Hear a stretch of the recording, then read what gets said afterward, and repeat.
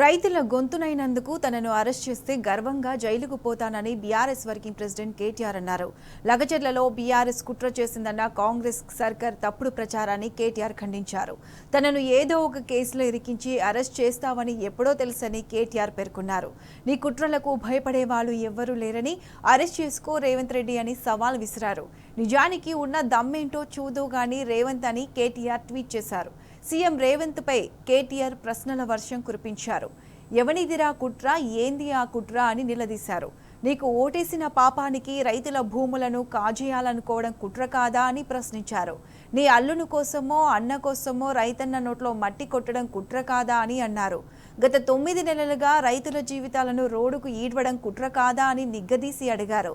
నీ ప్రైవేట్ సైన్యంతో తండ్రిని కొడుక్కి, బిడ్డను తల్లికి, భార్యను భర్తకి దూరం చేయడం ఎవరి కుట్ర అని ప్రశ్నించారు.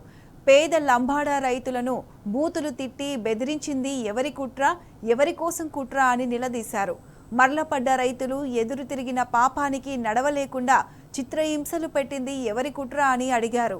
50 లక్షల రూపాయల డబ్బుతో దొరికిన దొంగలకు రైతు కష్టం కుట్రగా కాక ఎలా కనిపిస్తుందని ప్రశ్నించారు.